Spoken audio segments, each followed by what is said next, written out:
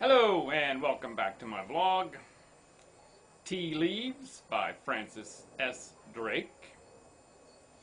The Stamp Act of 1765, repealed in the year following, was in 1767 succeeded by Charles Townshend's Revenue Acts, imposing duties on paper, painter's colors, glass, and tea. The Americans opposed this measure with the only weapon at their command, the policy of non-importation. This policy, while causing much inconvenience to themselves, yet helped them materially in two ways. In the first place, it stimulated home manufactures and accustomed the people to do without luxuries, and in the second place, by distressing British merchants and manufacturers, it brought the united influence of these two powerful bodies to bear upon Parliament for a change in its policy. The people of the colonies everywhere seconded the non-importation movement, entering at once upon a course of rigid self-denial, and their legislatures commended the scheme. An agreement, presented in the Virginia House of Burgesses by Washington, was signed by every member. For more than a year, this powerful engine of retaliation waged war upon British commerce, in a constitutional way, before ministers would listen to petitions and remonstrances. And it was not until virtual rebellion in the British capital, born of commercial distress, menaced the ministry that the expostulations of the Americans were noticed, except with sneers. Early in the year 1770, the obnoxious act was repealed, except as regarded tea. This item was retained in order that the right of parliamentary taxation of the colonies might be upheld. The liberal leaders of Parliament did their best to prevent this exception, and the subject was fully and ably discussed, but they were overruled. Besides these acts, which had aroused in the colonies a sentiment of union and embodied an intelligent public opinion, there were others which had contributed to the same result. Such were the royal instructions by which, among other things, accused persons were to be sent to England for trial. Still another was the publication of a collection of letters from Governor Hutchinson and other prominent colonial officials, revealing their agency in instigating the obnoxious measures. These and other aggravating causes had, at length, brought about that, without which no revolution can succeed, organization. Committees of correspondence, local and general, had been created and were now in full operation. One thing more was essential to the success of the colonists: union. Instead of pulling different ways, as from a variety of causes they had hitherto done, the different colonies must bring their combined efforts to bear in order to effect the desired result.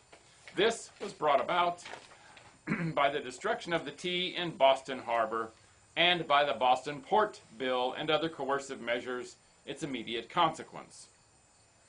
The impolitic reservation of the duty on tea produced an association not to drink it, and caused all the merchants, except a few in Boston, to refuse its importation. 300 women of Boston, heads of families, among them many of the highest standing, had, as early as February 1770, signed an agreement not to drink any tea until the impost clause of the Revenue Acts was repealed. The Daughters of Liberty, both North and South, did the same. The young women of Boston followed the example of their mothers and subscribed to the following pledge: "We, the daughters of those patriots who have and do now appear for the public interest, and in that principally regard their posterity, as such do with pleasure engage with them in denying ourselves the drinking of foreign tea, in hopes to frustrate a plan that tends to deprive a whole community of all that is valuable in life." From this time forth, tea was a proscribed beverage throughout the colonies. Balsamic Hyperion, made from the dried leaves of the raspberry plant, thyme, extensively used by the women of Connecticut, and various other substitutes came into general use. The newspapers of the day abound with details of social gatherings in which foreign tea was totally discarded. They also voiced the public abhorrence for it, or what it represented, by applying to it all the objurgatory and abusive epithets they could muster, and their vocabulary was by no means limited, such as detestable, cruel, villainous, pernicious, fatal, devilish, fiendish, etc. Of course, there were those who would not deny themselves the use of tea, drinking it clandestinely in garrets, or preparing it in coffee pots to deceive the eye, resorting to any subterfuge in order to indulge in the use of their favorite beverage. These people, when found out, did not fail to receive the condemnation of the patriotic men and women who, from principle, abstained. There was still a considerable consumption of tea in America, as the article could be obtained more cheaply from Holland than from the English East India Company, and on arrival here could easily be smuggled ashore. It was supposed that of the 3 millions of inhabitants of the colonies, 1/3 drank tea twice a day, Bohea being the kind preferred, and it was estimated that the annual consumption in Massachusetts alone was 2,400 chests, some 800,000 pounds. Tea continued to arrive in Boston, but as no one would risk its sale, it was stored. The Boston Gazette in April 1770 said, "There is not above one seller of tea in town who has not signed an agreement not to dispose of any tea until the late Revenue Acts are repealed." John Hancock offered one of his vessels, free of charge, to reship the tea then stored in Boston. His offer was accepted, and a cargo dispatched to London.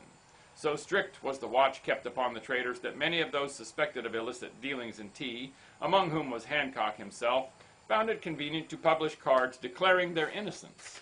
Governor Hutchinson wrote at this time to Lord Hillsborough, the English secretary, that the importers pleaded that they should be utterly ruined by this combination, but the Boston zealots had no bowels, and gave for answer that if a ship was to bring us the plague, nobody would doubt what was necessary to be done with her. But the present case is much worse than that. Theophilus Lilly, who was selling tea contrary to the agreement, found one morning a post planted before his door upon which was carved a head with the names of some tea importers on it, and underneath a hand pointing toward his shop. One of his neighbors, an informer named Richardson, asked a countryman to break the post down with his cart. A crowd gathered, and boys threw stones and chased Richardson to his house. He fired into them with a shotgun and killed a German lad of 11 years named Snyder. At his funeral, 500 children walked in front of the bier. 6 of his schoolfellows held the pall, and a large procession moved from Liberty Tree to the townhouse and thence to the burying place. This exciting affair preceded by a few days only the memorable Boston Massacre of March 5th, 1770. That's where we'll leave off for today. More tomorrow. Make it a great day, and bye for now.